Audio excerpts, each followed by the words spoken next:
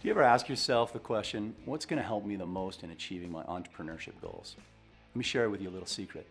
An entrepreneur who doesn't have goals for their business is engaged in a hobby, not an enterprise. What kind of goals do you need to develop? Why can this be hard for people to establish when it's so obviously needed? Too often we fail to set clear goals because we don't want to lock ourselves into a plan that might not work as our business grows.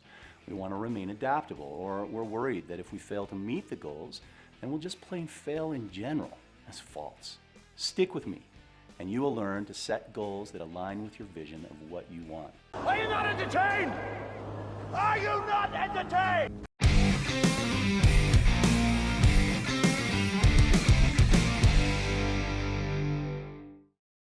How do you do this? Number one, understand that plans are nothing, planning is everything, as Eisenhower said. You can create a plan and change it whenever you need it. Number two, adjust your target market. Adjust your pricing, adjust your ideal numbers of clients, adjust your product offering. All of this can be done once you know how much you want to earn, how you want your business to support you, and what you want to offer to your customers. Number three, get rid of fear. Don't let the fear of having a perfect product, plan, and delivery stop you from moving forward. Start to seek help where you are deficient. Build towards a compelling dream. Set stage gates to check in and measure your progress. Adjust your plan accordingly. These are all kind of simple things to see on a piece of paper, right?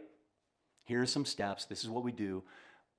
But the problem that gets in the way is our emotional sort of angst and fear of failure keeps rising up with each of these things we do. And it can be difficult to stick to a plan and make changes and adapt because there's a lot that you have to learn. And we resist the pain of learning. And I always love to go back to physical challenges because for me, that's a place where I have thrived.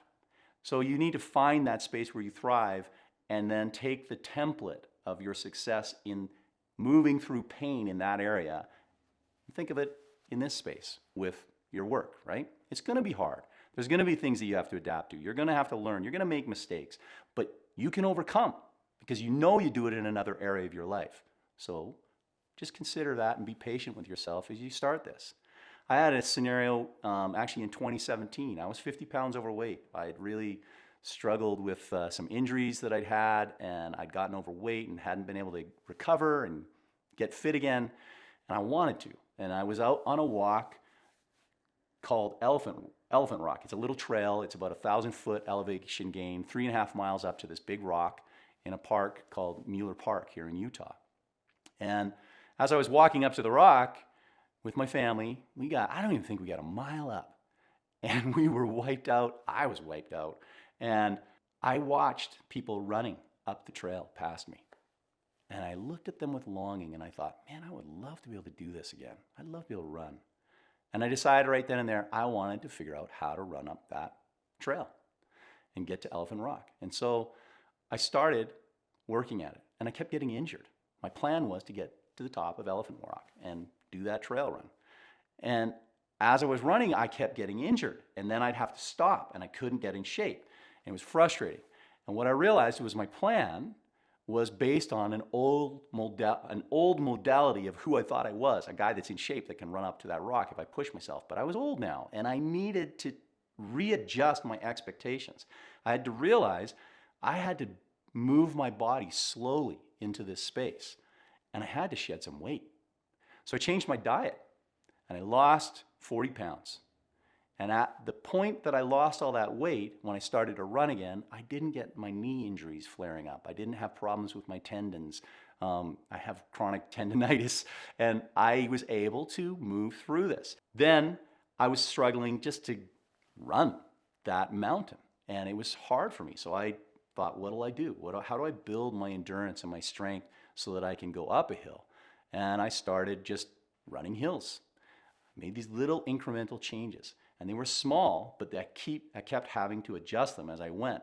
And I had to have patience with myself to allow the plan to take fruition and be fulfilled because it was hard to wait. I wanted to do it right away. But As I began to run up hills, my strength built in my legs. My lungs got stronger. And I would go back to this rock every day. And I incrementally, I started running a mile a day. Went from a mile, I could start to run 2. Then I got to where I could run 3 or 4. And then once I was running 3 to 4 miles a day, a 7-mile run to the rock and back is about 7 miles, was no longer so daunting. I had the mileage on me. I had learned the process. I had learned to develop that there. And that's the same with business. We start something. We see the end goal. It's like that elephant rock, right? This is my big rock I wanted to make it to. And I saw the end goal and I wanted to get there. But I could not reach that until I took care of many things before and along the way. And so those goals that I mentioned at the beginning, those steps of understanding what it is you want, how you want to go after it, what are you going to do, what do you want to make, who are your clients?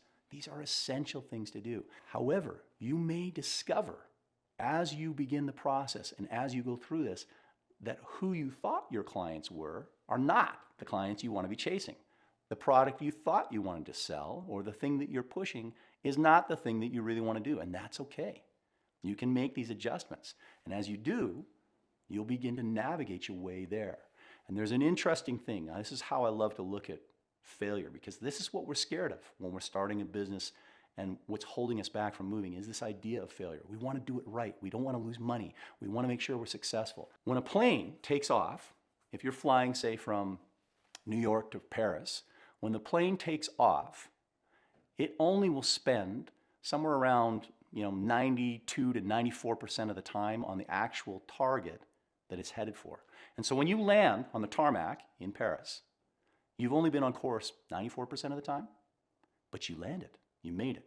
And the reason for that is as the plane is flying, it is constantly adapting to the wind, to the rotation of the earth, all of the elements that are around it, hitting it, and it is adjusting constantly, readjusting coordinates, readjusting to make it to that final place. And that is the way you start a business. That's the way you live your life. Don't be afraid of failure. Failure is your indicator that you've reached the end or you're off course and you get to readjust. So make your plan. Be excited about it and know it will change. But that dream, that end goal, that elephant rock, that thing you want to hit, it will wait for you. And you can adjust as much as you need to get there. And as you adjust, you will learn and you will decide, hey, this works, this doesn't, this is my target, this is the amount of money I need to make, this is my client, this is my dream. It will be there as you adjust, but you got to let yourself understand that the fear of failure is the very thing that's limiting you from starting. So get on the path, run to your rock. And I'll tell you, when I first ran and got to that elephant rock, it was a feeling of incredible elation. And until recently, I would run that once a week. It was my thing.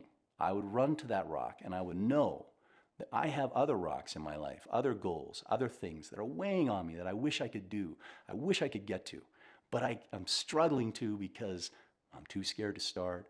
I don't have the right plan. Maybe I'm not adapting well enough. And as I run that, I reflect on those things in my life. So look at the places you've succeeded and overcome. Take that, apply it to your business. You'll find that you can do this. You can adjust. You can make the plans. You can meet that fear. You can overcome it and you can succeed. So stick with me and we can accomplish all kinds of things. We can make you start a business. So I'll give you an example even within my own business. So I work as a consultant and it's kind of a hybrid coach consulting offering that I do where I teach leaders how to fulfill the plans usually that they've been given by McKinsey or Bain, and they've been left with a plan and they don't know how to coach their team to reach it. And so I coach the leader to be able to fulfill the plan and get there, and we do a kind of a whole matrix of consulting coaching. And I went out on my own and was excited to do this and was trying to get clients to engage with me, and I had some really great opportunities to make pitches to some really good companies, and I was excited about it. And then I'd make my pitch and make my offer, and it's intense work, working as a coach/consultant. There's a lot of data to go through. There's a lot of people to touch. There's a lot of information to process that is hard to find. And so my fees were high, and I had earned high fees, so I wasn't worried about it, but I kept running into problems where people didn't want my fee. and they weren't understanding the complexity of my offering. And I wasn't closing the clients that I wanted to close. And I realized at some point that people just wanted me to coach. They didn't want my consulting side. The part that I thought was the most valuable was the part that was of least interest to my client, all of my clients. What they were asking for was just coaching, which was the easiest thing for me to do. And I had this sort of idea that if it was super easy for me, I wouldn't be able to make a living at it. It had to be hard. And so I had been stuck in this, but in listening to the feedback from the clients I got that I did not close, I understood, oh, my offering is coaching, just coaching. It is not consulting, which adjusted my fee by more than half. I reduced my price by more than half because I was like, wow, I don't have to do this.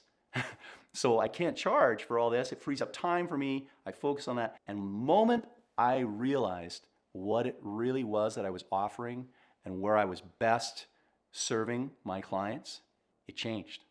Everything changed. Business started to escalate. I pulled out of that fight to find clients, and I was able to meet clients and make more money in a way that I love to do that was easy. But that came from being willing to adjust, hearing the feedback, and keeping in mind where I wanted to go and what I wanted to do at the end.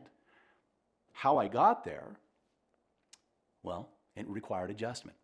And now I do the thing I love to do. And I'm standing here telling you what I do, and you can do it too. I know you can. So if you like this video, go ahead, like it, subscribe, hit the bell, and I got another video for you coming up. So stick around and watch that. Hey, I'm James Burnham, the Fear Guy. Thanks for hanging out with me. See you next time. And so speaking of my business, I got another video, how to develop a growth mindset in business, that you might want to check out.